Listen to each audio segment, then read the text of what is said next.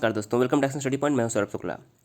दोस्तों, इस वीडियो में हम Bihar SSC inter level mains का जो ऑफिशियल सिलेबस है, देखिए ऑफिशियल सिलेबस में दोस्तों अगर आपको यहाँ पर एक टॉपिक दिखेगा, जब आप देखते हैं कि भारत और उसके पड़ोसी देश वाला जो टॉपिक है, यहाँ पर आप देखिए इसमें लिखा है कि पड़ोसी देशों का इतिहास, भारत का इतिहास और संस्कृति। तो देखिए हमने कई बार आपको ऑफिशियल सिलेबस दिखाया है, तो उसी में से जो हमारा एक टॉपिक है संस्कृति, तो इसी टॉपिक से दोस्तों जो है आज हम वीडियो लेकर आए हैं और भारतीय संस्कृति के उन्नायक से जो है 35 प्रश्न जो है इस वीडियो में हम देखने वाले हैं। तो दोस्तों देखिए, जो हमारा भारतीय संस्कृति के उन्नायक यानी कि जो संस्कृति वाला टॉपिक था ऑफिशियल सिलेबस में, वहीं दोस्तों हमने एक टॉपिक लिया है भारतीय संस्कृति के उन्नायक, और यहाँ से बनने वाले 35 प्रश्न हम देखने वाले हैं। तो दोस्तों मैंने ऑफिशियल सिलेबस इसलिए दिखा कि पहले आप देख लें कि आपके सिलेबस का चीज़ ये है, इसलिए आपको ये पढ़ना जरूरी है। यहाँ से 1 से 2 प्रश्न जो है आपको देखने को मिल सकते हैं। तो वीडियो में जरूर अंत तक बने रहिएगा। इसकी पीडीएफ जो है आपको टेलीग्राम पर मिल जाएगी, तो टेलीग्राम जाकर जो है आप इसकी पीडीएफ जो है आंसर के साथ डाउनलोड कर पाएंगे। तो आइए शुरू करते हैं आज का वीडियो। 35 में से उम्मीद है कि आप लगभग 25 से ऊपर प्रश्न जो है सही कर पाएंगे, तो आप प्रयास करिएगा कम से कम 25 से ऊपर प्रश्न जो है आप सही करिएगा। तो देखिए हमारा पहला प्रश्न क्या है, निम्नलिखित में से किसने स्वयं को हिंदुस्तान का तोता कहा था, या फिर इसे तोता ए हिंद भी कहा जाता है। बहुत ही इंपॉर्टेंट प्रश्न है, और इस प्रश्न का सही उत्तर हो जाएगा ऑप्शन नंबर सी, अमीर खुसरो। अमीर खुसरो को जो है हिंदुस्तान का तोता कहा जाता है, सी यहाँ पर करेक्ट हो जाएगा। बात रही अमीर खुसरो की, तो बात रही सितार का आविष्कार किसने किया था, तो सितार के आविष्कारक जो है अमीर खुसरो ही माने जाते हैं। इनका नाम इसलिए आपको इंपॉर्टेंट है, याद रखना है। दूसरा प्रश्न है, अमीर खुसरो का जन्म स्थान क्या है। अमीर खुसरो का जन्म स्थान क्या है, एटा, कासगंज, कन्नौज या फिर लखनऊ, यानी कि उनका जन्म उत्तर प्रदेश में हुआ था। कहाँ पर हुआ था, सही आंसर हो जाएगा एटा में। उत्तर प्रदेश के एटा में जो है अमीर खुसरो का जो है जन्म हुआ था। तीसरा प्रश्न है, अमीर खुसरो किसके शिष्य थे। बहुत ही इंपॉर्टेंट प्रश्न है। तो अमीर खुसरो जो थे वह निज़ामुद्दीन औलिया के शिष्य थे। किसके शिष्य थे, निज़ामुद्दीन औलिया जो है यहाँ पर हमारा ऑप्शन नंबर बी बिल्कुल राइट आंसर हो जाएगा। चौथा प्रश्न है, अमीर खुसरो का वास्तविक नाम क्या था।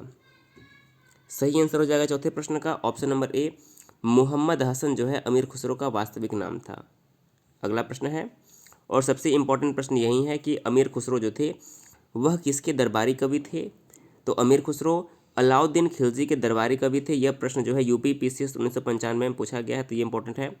अलाउद्दीन खिलजी के दरबारी कवि थे अमीर खुसरो।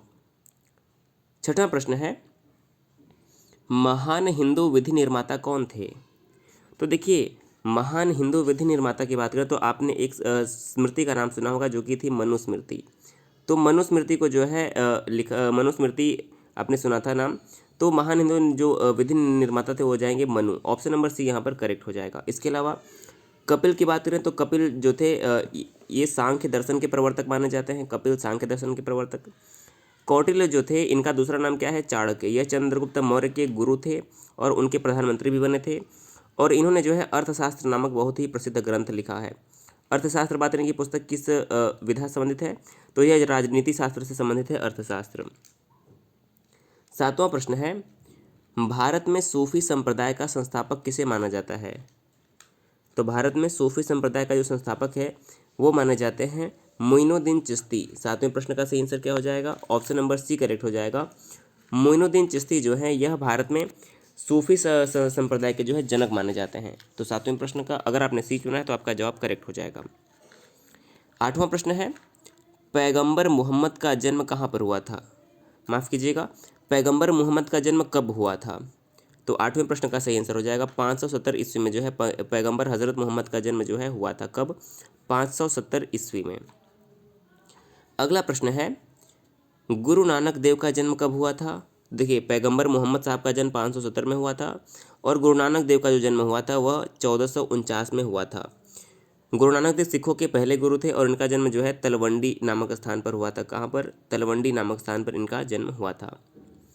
10वां प्रश्न है, चैतन्य ने शिक्षा दी थी किसकी, भक्ति की, ज्ञान की, वैराग्य की, या फिर सूफी मत की। तो चैतन्य ने शिक्षा दी थी भक्ति की। ऑप्शन नंबर ए यहाँ पर हमारा 10वें प्रश्न का करेक्ट हो जाएगा। 11वां प्रश्न है, गुरु नानक का शिष्य लहना आगे चलकर किस नाम से प्रसिद्ध हुआ। तो जो गुरु नानक के देव के शिष्य लहना थे यह आगे चलकर अंगद के नाम से प्रसिद्ध हुए। किस नाम से प्रसिद्ध हुए, अंगद के नाम से। ऑप्शन नंबर बी करेक्ट हो जाएगा।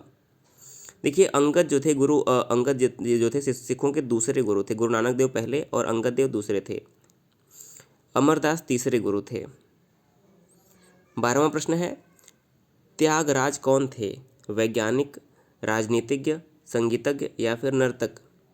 तो 12वें प्रश्न का सही आंसर हो जाएगा जो त्यागराज थे, ये बहुत ही प्रसिद्ध संगीतज्ञ थे भारत के। तो सी ऑप्शन यहाँ पर करेक्ट हो जाएगा। 13वां प्रश्न है, संगीत की दुनिया में सितार का जादूगर नाम से किसे जाना जाता है? तो संगीत की दुनिया में सितार का जादूगर कहे जाते हैं रहीम सेन। ऑप्शन नंबर सी यहाँ पर करेक्ट हो जाएगा। रहीम सेन जो है सितार के जादूगर माने जाते हैं। अगर हम बात करें कि इसके अलावा कुछ सितार के प्रमुख वादक की बात करें तो पंडित रविशंकर जो है, इनका नाम आपने सुना होगा। भारत रत्न पंडित रविशंकर जो हैं सबसे प्रसिद्ध जो सितार वादक भारत के माने जाते हैं। इनका नाम आप याद रखिएगा, पंडित रविशंकर का। 14वां प्रश्न है, गुरु नानक का वास्तविक नाम क्या था? तो गुरु नानक का वास्तविक नाम था नानक। ऑप्शन नंबर सी यहाँ पर करेक्ट हो जाएगा। 15वां प्रश्न है, तानसेन का मूल नाम क्या था? देखिए तानसेन जो कि अकबर के नवरत्नों में से एक थे, इनका जो वास्तविक नाम था वो था रामतनु पांडे। सही आंसर क्या हो जाएगा? तानसेन का जो वास्तविक नाम था, मूल नाम था, वो हो जाएगा Ramtanu Pande. Option number B यहाँ पर बिल्कुल करेक्ट हो जाएगा।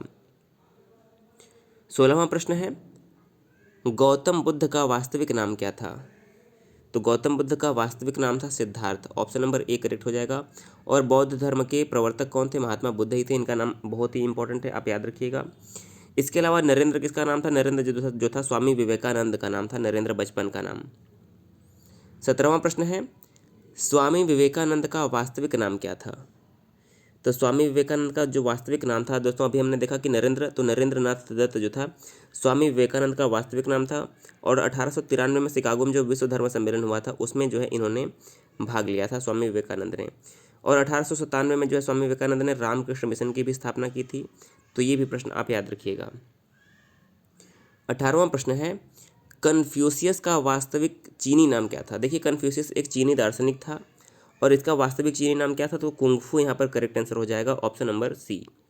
19वां प्रश्न है, उर्दू के मशहूर शायर मिर्ज़ा गालिब का वास्तविक नाम क्या था? तो उर्दू के मशहूर गायक मिर्ज़ा गालिब का वास्तविक नाम क्या था? सही आंसर क्या हो जाएगा 19वें प्रश्न का? ऑप्शन नंबर बी, असदुल्ला खां जो था इनका नाम वास्तविक था, असदुल्ला खां। ऑप्शन नंबर बी करेक्ट हो जाएगा। 20वां प्रश्न है, किसने कहा था दिल्ली अभी दूर है? तो दिल्ली अभी दूर है, ये वाक्य किसका है? सही आंसर हो जाएगा ऑप्शन नंबर बी, निज़ामुद्दीन औलिया ने ये बात कही थी कि दिल्ली अभी दूर है। 21 नंबर प्रश्न है, दुख में सुमिरन सब करें, सुख में करे न कोय, यह पंक्ति किसने कही है? तो बहुत ही प्रसिद्ध पंक्तियां हैं। दुख में सुमिरन कब सब करे, सुख में करे न कोय, जो सुख में सुमिरन करे तो दुख काहे को हो। ये पंक्ति है कबीरदास की। तो 21 नंबर का ऑप्शन नंबर सी करेक्ट हो जाएगा। कबीरदास की ये प्रसिद्ध पंक्तियां हैं। अगर हम कबीरदास की प्रमुख इनके बारे में कुछ बात करें तो देखिए इनकी एक रचना का नाम याद रखिए।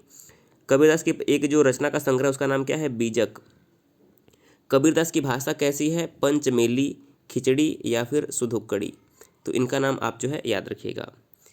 इसके अलावा अगर हम बात करें कि तुलसीदास, तो तुलसीदास जो थे राम भक्ति शाखा के प्रतिनिधि कवि माने जाते हैं।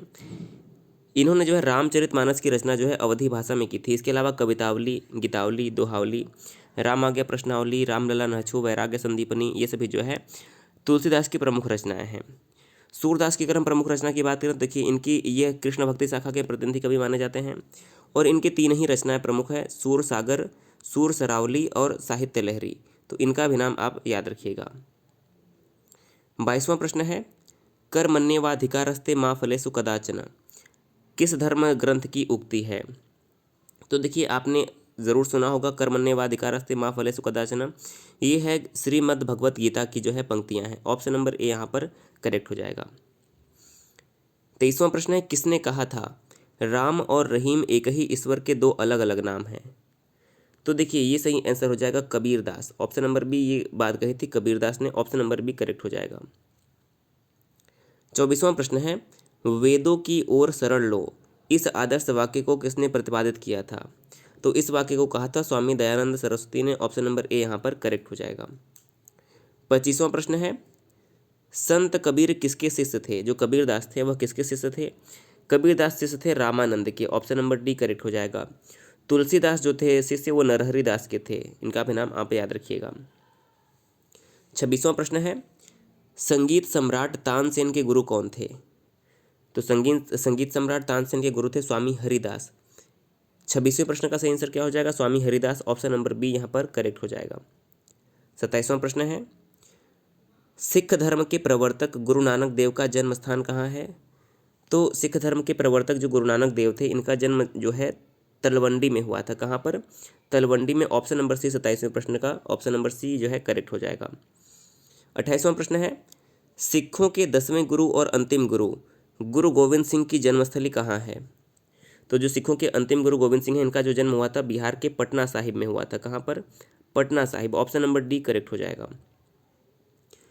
29वां प्रश्न है, इस्लाम धर्म के प्रवर्तक पैगंबर मोहम्मद का जन्म कहाँ पर हुआ था? तो इस्लाम धर्म के प्रवर्तक पैगंबर मोहम्मद का जो जन्म हुआ था वो मक्का में हुआ था। ऑप्शन नंबर बी मक्का करेक्ट आंसर हो जाएगा। 570 ईस्वी में हुआ था। 30वां प्रश्न है, बौद्ध धर्म के प्रवर्तक गौतम बुद्ध की जन्मस्थली क्या है? तो गौतम बुद्ध का जन्म जो हुआ था कपिलवस्तु के पास लुम्बिनी नामक ग्राम में। तो ऑप्शन नंबर यहाँ पर ए जो है करेक्ट हो जाएगा। 31वां प्रश्न है, आदि शंकराचार्य का जन्म कहाँ पर हुआ था? तो आदि शंकराचार्य का जन्म कलादी नामक स्थान पर हुआ था। ऑप्शन नंबर बी यहाँ पर सही हो जाएगा। 32वां प्रश्न है, कौन सा स्थान गौतम बुद्ध से संबंधित नहीं है? तो देखिए, सारनाथ में जो है गौतम बुद्ध ने पहला अपना प्रवचन दिया था, उपदेश दिया था, जिसे धर्मचक्र प्रवर्तन कहते हैं। बोध गया में जो है इन्हें ज्ञान की प्राप्ति हुई थी महात्मा बुद्ध को, और कुशीनगर में जो है इनकी मृत्यु हुई थी। लेकिन पावापुरी का संबंध गौतम बुद्ध से नहीं है। तो देखिए, इन तीनों का स्थान इसका संबंध गौतम बुद्ध से है। पावापुरी का संबंध जो है गौतम बुद्ध से नहीं बल्कि महावीर स्वामी से है। तो ऑप्शन नंबर डी यहाँ पर जो है हमारा करेक्ट आंसर हो जाएगा। 33वां प्रश्न है, महात्मा बुद्ध ने अपना प्रथम धर्मचक्र प्रवर्तन किस स्थान पर दिया था? देखिए, बीपीएससी में पूछा गया प्रश्न है। सही आंसर हो जाएगा सारनाथ में। महात्मा बुद्ध ने जो है सारनाथ में अपना पहला उपदेश दिया था, जिस घटना को धर्मचक्र प्रवर्तन कहा जाता है। ऑप्शन नंबर यहाँ पर बी जो है करेक्ट हो जाएगा। 34वां प्रश्न है, ईसा मसीह का जन्म कहाँ पर हुआ था? तो ईसा मसीह का जन्म हुआ था, ऑप्शन नंबर बी करेक्ट हो जाएगा, बेथलहम नामक स्थान में। ऑप्शन नंबर बी करेक्ट हो जाएगा। और आज का हमारा अंतिम प्रश्न है, मगहर नामक स्थान किस महापुरुष से संबंधित है? तो देखिए, मगहर नामक जो स्थान है वो संबंधित है कबीरदास से। कबीरदास की जो मृत्यु हुई थी वह मगहर में ही हुई थी। तो ऑप्शन नंबर ए जो है इस प्रश्न का सही उत्तर हो जाएगा। तो देखिए, इस वीडियो में हमने कुल 35 प्रश्न डिस्कस किए। आपने कितने सही किए हमें ज़रूर बताइएगा। अगर आपको ये वीडियो पसंद आया हो तो दोस्तों इस वीडियो का अगला पार्ट भी लेकर आएंगे, जिसमें 35 प्रश्न और दिए जाएंगे। अगर आपको इस वीडियो का पीडीएफ डाउनलोड करना है तो डिस्क्रिप्शन टेलीग्राम लिंक मिल जाएगा, वहाँ से जाकर जो है आप आंसर के साथ पीडीएफ भी डाउनलोड कर सकते हैं। अगर आपको वीडियो पसंद आया तो जरूर शेयर कर दीजिएगा। वीडियो देखने के लिए बहुत बहुत धन्यवाद।